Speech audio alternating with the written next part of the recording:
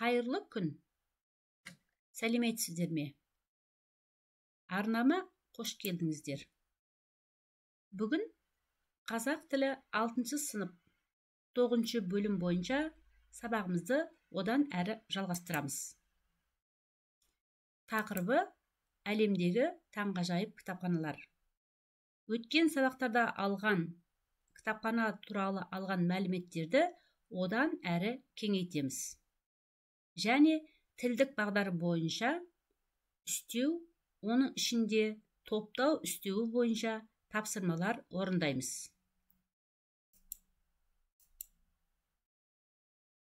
Бірінші тапсырмада мәтін берілген. Мәтінді мұқият тыңда, ондағы мәселе бойынша ой тұжырымда дейді. Мәтінді тыңдайық. Әлемдегі таңғажайып кітапханалар. Қытайдың ұлттық кітапханасын Цин әулетінің соңғы императоры Пу И 1909 жылы қыркүйекте құрды. Бүгінде оның көлемі 250.000 шаршы метрді алып жатыр. Ол Вашингтондағы Конгресс кітапханасы мен Мәскеудегі Ресей мемлекеттік кітапханасынан кейін әлемде 3-ші орын алады. Ал кітапхана кітап қоры жөнінен әлемде 5-ші орынға шығып отыр. 2008 жылы оның қорында 26 миллион томнан астам кітап болды. Қытай ұлттық кітапханасының жаңа ғимаратында оқырмандар залы, ғылыми зерттеу жұмыстарына арналған залдар, конференц-залдар орналасқан. Кітапханаға келушілер дәмхана, музыкалық зал, кинотеатр және кітап дүкені қарастырылған. Міне, әлемдегі таңғажайып кітапханалардың бірі Қытайдың кітапханасына тоқталдық. Қытай кітапханасы туралы мәліметтер алдық. Енді әрі қарай тапсырмамызды орындайық. Мәтінде негізгі ой Қытай кітапханасы жайында болды. Қытай кітапханасының ерекшелігі неде деп ойлайсың? Осы сұрақтарға мәтін бойынша жауап береміз. Тыңдалым мәтіні бойынша жауап береміз.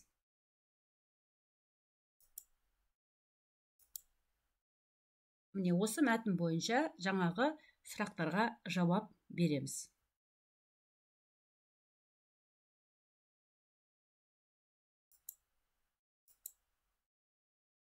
Тілдік бағдар. Үстеу. Осы 8-ші бөлімде, 9-ші бөлімде өтіп жатқан сөз таптарынан бұл үстеу болатын. Біз үстеудің құрамдық бөлігін, одан кейін оның мағынасына қарай бөлінуін өтіп жатырмыз. Және әр сабақта әр мағынасына қарай үстеудің түрлеріне тоқталып, сол бойынша тапсырма орындап жүрміз. Жалпы үстеулер, мезгіл үстеуі, есімізге түсіреміз. Мекен үстеуі, міне қандай сөздер жатады, есімізге міне түсіреміз. Ұмытпаймыз. Одан кейін бізде мөлшер үстеуі. Мөлшер үстеуіне қанша, соншама деген сөздер жатады. Бұл ерекшелігі, тағы да айтамын, ерекшелігі бұл зат есіммен немесе сын есіммен тіркеседі. Етістікпен сирек тіркеседі екен. Көбінесе есім сөздермен тіркеседі. Одан кейін біз өткеніміз сын қимыл үстеуі. Сын қимыл үстеуі өте бірнеше сөздер жатады, сұрақтары арқылы ажыратамыз. Етістікпен тіркеседі. Одан кейін біздің өткеніміз мақсат үстеуі. Бұл мақсат үстеуіне жататын үстеулер санаулы ғана. Әдейі, әдейілеп, жорта, қасақана деген сөздер ғана жатады. 4 сөз қарап отырсақ, 4-ақ сөз осы мақсат үстеуіне жатады екен. Неліктен, не мақсатпен деген сұрақтарға жауап береді, етістікпен тіркеседі. Себеп салдар үстеуі. Себеп салдар үстеуі сұрағын қалай, неліктен деген сұраққа жауап береді, және бекерге, босқа, амалсыздан деген сөздер жатады. Енді бүгінгі тоқталайын деп отырғанымыз топтау үстеуі. Қимылдың, іс-әрекеттің бірігу арқылы істелінетін білдіретін үстеудің түрі топтау үстеуі деп аталады. Бұл үстеу қаншадан, нешеден, нешеуден, қалай деген сұрақтарға жауап береді. Мысалы, екеулеп, үшеулеп, ондап, бір-бірлеп, аздаған, көптеген, топ-тобымен, рет-ретімен, тең-теңімен, алды-артына, бас-басына. Бұл топтау үстеулері міндетті түрде етістікпен ғана тіркеседі. Көбінесе етістікпен тіркеседі. Етістікпен тіркесу арқылы біз топтау үстеуін, сұрақ қою арқылы біз топтау үстеуін табамыз. Енді оқулықтағы тапсырмаларды орындайық. Үшінші тапсырма. Кітап және кітапхана сөздерін топтау үстеулерімен байланыстырып сөйлем құрап жаз. Екеулеп, көптеген, топ-тобымен, рет-ретімен, бір-бірлеп, бас-басына. Осы топтау үстеулерін пайдалана отырып, біз қазір сөйлем құраймыз. Және сөйлем құрау барысында топтау үстеулерінің қай сөз табымен тіркесетіндігіне назар аударамыз. Үлгі ретінде мен сіздерге көрсетейін. Кітапханаға келген жаңа оқулықтарды екеулеп реттедік. Бұл екеулеп деген топтау үстеуін қатыстыра отырып сөйлем құрадым. Кітапханада көптеген баспалардың оқулықтары бар. Көптеген топтау үстеуі. Кітапханада оқулықтар рет-ретімен орналасқан. Етіп қоршап қойып отырайық. Көптеген топтау үстеуі рет-ретімен орналасқан. Енді сұрақ қойып көрейік. Қалай орналасқан? Рет-ретімен орналасқан. Жаңа оқу жылында қарсаңында оқушылар топ-тобымен кітап алуға келді. Қалай келді? Топ-тобымен. Топ-тобымен деген сөз етістікпен тіркеседі. Бұл топтау үстеуі. Конференция қатысушылары бір-бірлеп кітапханаға кіре бастады. Конференция қатысушылары қалай немесе қаншадан кіре бастады? Бір-бірлеп. Бұл да топтау үстеуі. Олардың бас-басына жаңа кітап тарту етілді. Оларға қаншадан қалай кітап тарту етілді? Бас-басына. Демек, міне қарап отырсақ, екеулеп, көптеген, рет-ретімен, топ-тобымен, бір-бірлеп, бас-басына деген үстеулерді, топтау үстеулерін қатыстыра отырып, міне біз сөйлем құрап шықтық. Жаңа шарты бойынша сөйлем құрау кезінде кітап және кітапхана сөздерін қатыстыруымыз керек еді. Міне сол кітапхана тақырыбы бойынша біз сөйлемдерді құрастырып шықтық. Енді осы үстеулерге ерекше көңіл бөлейік. Екеулеп құрамына қарай дара, себебі бір ғана сөзден тұрады. Міне, екеулеп құрамына қарай дара, себебі бір сөзден тұрады. Мағынасына қарай топтау үстеуі. Енді екеулеп реттедік. Демек, етістікпен тіркеседі екен. Қалай реттедік? Екеулеп реттедік. Демек, бұл жаңағы топтау үстеуі етістікпен міне тіркеседі екен. Осылай назар аударайық.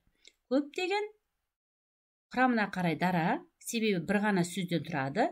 Мағынасына қарай топтау үстеуі. Себебі бұл енді көптеген баспалардың, қанша баспалардың, көптеген баспалардың зат есіммен тіркеседі екен. Демек, топтау үстеуі кей кезде зат есіммен де тіркеседі екен. Міне, тіркесетін сөздермен бірге жазып қойдым. Топ-тобымен құрамына қарай күрделі. Себебі екі сөзден тұрады. Топ және тобымен. Қайталамақ осы сөз. Топ деген сөз екі рет қайталанып тұр. Топ-тобымен қалай келді? Топ-тобымен келді. Демек, бұл қалай деген сұраққа жауап бергендіктен, бұл бізде топтау үстеуіне жатады екен. Келесі, рет ретімен. Бұл да күрделі үстеу. Неге күрделі? Себебі екі сөзден тұрады. Бір сөздің қайталануы арқылы жасалып тұр. Қайталама қос сөз. Рет деген сөз екі рет қайталанып тұр екен. Сондықтан бұл қайталама қос сөзге жатады. Енді бұл үстеуге келетін болсақ, бұл топтау үстеуі. Яғни іс-әрекеттің қимылдың бірігу арқылы істелінгенін білдіріп тұр. Сұрағы қалай орналастырылған? Рет ретімен орналастырылған. Келесі, бірлеп құрамына қарай, бұл күрделі. Екі сөзден тұрады, қайталама қос сөз. Бір деген сөз қайта-қайта қайталанып тұр. Сондықтан қайталама қос сөз. Мағынасына қарай топтау. Себебі іс-әрекеттің бірігуі арқылы, яғни қалай істелгендігін, іс-әрекеттің бірігуі арқылы істелгенін білдіріп тұр. Бірлеп қалай кіре бастады? Бірлеп кіре бастады. Демек, топтау үстеуі бұл жерде етістікпен тіркеседі екен. Мына жерде де астын сызып кетейік, рет ретімен орналастырылған. Бас-басына құрамына қарай күрделі. Себебі екі сөзден тұрады, қайталама қос сөз. Себебі бас деген сөз, бір сөз қайта-қайта қайталанып тұр. Бұл енді қалай тарту етілді? Бас-басына тарту етілді. Бұл да топтау үстеуіне жатады. Сонда бас-басына, міне, бұл жерде тағы да қоршап қояйық. Бізге түсінікті болсын, бас-басына топтау үстеуі, бірлеп топтау үстеуі, іс-әрекеттің қимылдың бірігу арқылы істелгендігін білдіріп тұр. Міне, бірігу арқылы істелгендігі. Екеулеп реттедік, іс-әрекет қанша көптеген, қалай келді? Бірігіп істелгендігін білдіріп тұр. Топ-тобымен келді. Қалай орналастырылған? Рет ретімен орналастырылған. Демек, қарап отырсақ, бізде мына топтау үстеулері көбінесе етістікпен тіркеседі екен. Етістікпен тіркеседі. Демек, біз тапсырма бойынша кітап және кітапхана сөздерін пайдалана отырып, төмендегі үстеулерді пайдалана отырып, біз сөйлем құрап шықтық. Төртінші тапсырма. Мәтінді оқы. Бұл мәтінді өздеріңіз видеоны тоқтатып қойып, оқып шығасыздар. Дұрыстап, асықпай танысып шығасыздар. Одан кейін осы мәтін бойынша мына тапсырма орындалады. 5-ші тапсырма. Мәтін мазмұны бойынша төмендегі сұрау есімдіктерін пайдалана отырып, сөйлем құра.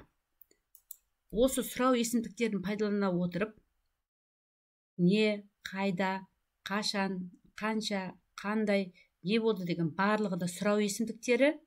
Осы сұрау есімдіктерін пайдалана отырып, біз сөйлем құрасақ, біз мына мәтіннің мазмұнымен толық танысамыз және мәтіннің мазмұнын түсінеміз. Кітапхана туралы, таңғажайып кітапхана туралы мәліметтер аламыз. 9-ші тапсырма. Сөйлемдерден топтау үстеулерін теріп жаз. Жеке-жеке оқимыз. Екеулеп сыр бермегенімізбен іштей қатты састық. Бұл жерде топтау үстеуі қалай сыр бермегенмен, қалай екеулеп. Демек, екеулеп дегеніміз бұл жерде топтау үстеуі. Етістікпен байланысады. Екеулеп састық. Тағы едәуір кешігіп, жыларман қалде алдына 3 кесе алып келді. Бұл жерде қалай алып келді? Алдына. Топтау үстеуі. Бұл жерде де етістікпен тіркеседі.